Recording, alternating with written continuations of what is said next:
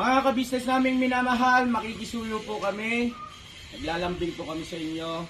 Kung maaari po sana ay pakisuportahan natin Analisa Reality Vlog. Analisa Reality Vlog. Hello mga kababayan, magandang buhay. Welcome po sa aking YouTube channel, Analisa Reality Vlog.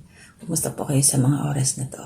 At maraming salamat sa patuloy na suporta, mga subscribers, supporters, viewers po sa aking YouTube channel. At huwag po natin kalilimutan, suportahan po natin sila Ka-Business Official, sa Ka-Business Family, Papa Dins TV, Yang Russell at sa Thinking Body. At ganoon na rin po yung aking mga kasamahan, mga reactors dito sa Ka-Business Official. At ngayon po magbibigay ko sa inyo ng konting reaction lang, pahapiyaw muna. Dito sa part 1 na upload nila Ka-Business about kay Mylene at Pong. So nagulat po ako sa bandang dulo, may tukaan. So ano kayang ibig sabihin nun? Kasi nangyari ito mga kababayan, ito si Bong, nangako na naman at napako na, di ba hinanap siya nung grupo, nung kagwangs, kasama pa sila Junjun Nika. At sinabi nga na, papasok siya, oo.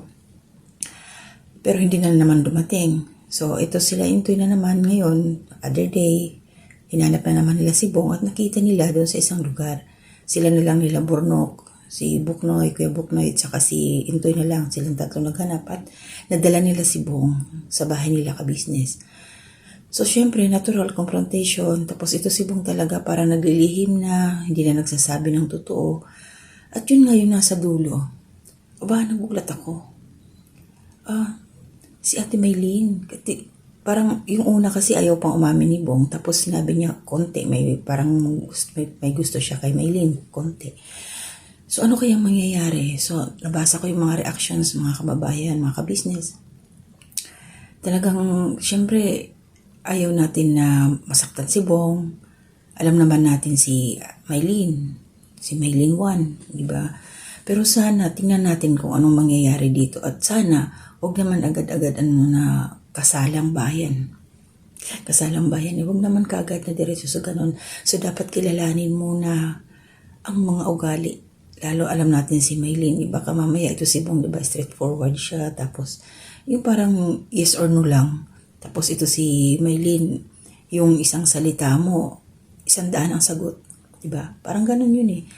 Hindi naman kita inaano Mylene, pero yung kasi nakikita namin, sa basis sa mga naging experience mo sa buhay, malamang sa malamang, huwag naman sanang si Bong ay maagrabyado, diba?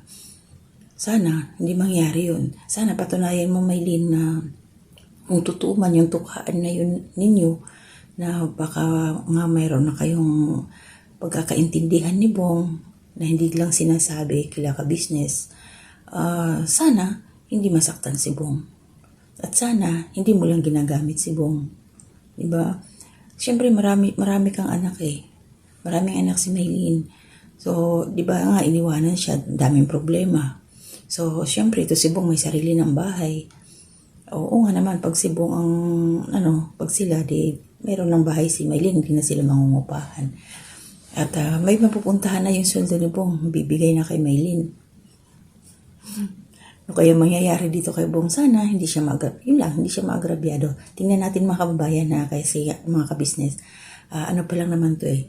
Itutuloy pa lang kasi doon, huwag tayo masyado mag-exage. Pero yung isip ko talaga lumilipad na. Yung akin lang doon, maging masaya talaga si Bong, yung hindi lang siya ginagamit, na parang hindi siya gawing sandalan, na baka mamaya, syempre may sweldo si Bong kada buwan.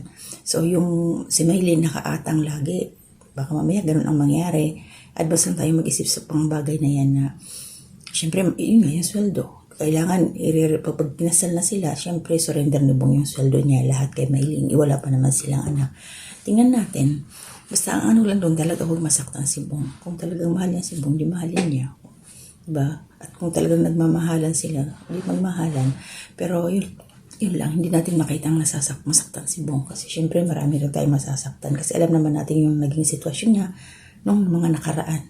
So ang hangad natin ngayon lahat ng mga sumusuporta kay Bong ay maging maligaya naman siya. So kung yun ang ikaliligaya niya na makasama si Mylene, hindi suportahan natin, di ba? Pero yun lang, sana nga talaga na hindi lang niya ginagamit si Bong dahil nga lang, syempre sa hirap ng buhay ngayon ang mahal kaya ng bigas. So kailangan niya ng katuwang para sa mga anak niya. Diba, Maylin? So, tingnan na lang natin mga ka-business. Suportahan natin si Mo kung ano yung gusto niya. Pero pag-pray natin na hindi siya masaktan. Yun lang. Panonoodin natin, inaantay ko din yung kasunod na upload nila ka-business tungkol dito. Kasi ito tuloy, nabitin ako dun sa tukaan. Sabi ganun. So hanggang dito na muna mga ka-business. Babalikan po natin to. Abangan natin. This is ulit na part 1. Doon kay Bong at saka kay Maylin 1. So meron tayong, hindi ko alam kung prank o teleserye o ano. So pare-parehas tayo ngayon na question mark pa. So antayin na lang natin. Antayin na lang tayo kung kailan isusunod ang upload para doon kaila Maylin 1 yung part 2. So maraming salamat po sa suporta ninyo. Ang gabayan tayo ni Lord sa araw-araw nating pamumuhay at laging malusog ang katawan, okay lang kahit nahihirapan. Maraming salamat po. Ingat.